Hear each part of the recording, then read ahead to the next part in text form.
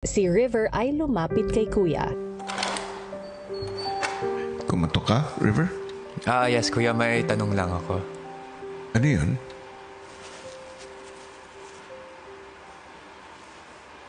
Alam ko medyo long shot to. Medyo hindi ko alam kung posible. Pero tatanong lang sana ako kung posible ba i-trade ko yung spot ko kay Cyril sa nomination.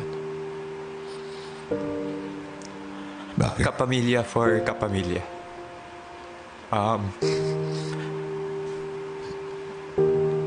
Kuya, sakit lang makita na she is on the line for eviction. She's only been here for 3 weeks, Kuya. I know she has a lot pa to prove. I know she has so many reasons why she's here. Siyempre, for her family. I don't want her to be in this position na close to leaving. Alam ko, sobrang lakas ni Cyril. Kaya niya to. Pero I'd rather sacrifice myself for her, Kuya. Bakit? Sa lahat ng nominees, sa kanya mo gusto kang makipagpalit? I don't know, Kuya. She's like the little sister na, I never had. Ako kasi yung bunso. And ako rin yung tinutuloy niyang kuya dito sa bahay. And wala, Kuya, sobrang naging close kami. Ang dami niyang nakwento about her life. At alam ko marami pa siyang ikukwento, Kuya.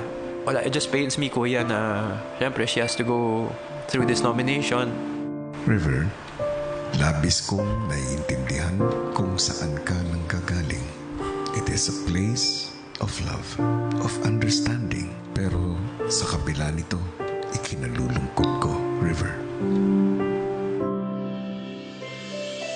Hindi ko mapagbibigyan ang hiling mo. Yes, Kuya. Ang bawat isa sa inyo ay may laban na kailangang harapin. At sa pagkakataong ito, bahagi si Cyril doon. Bilang kaibigan, River, hayaan mo siyang lumaban. Kilala natin si Cyril. Malakas siya, Kuya. Matapang yun. Tama.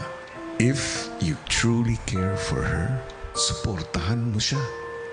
At kung sakaling dumating na ang panahon na magpapaalam na siya dito sa bahay ko, balikan niyo ang inyong naging samahan. Naintindihan mo?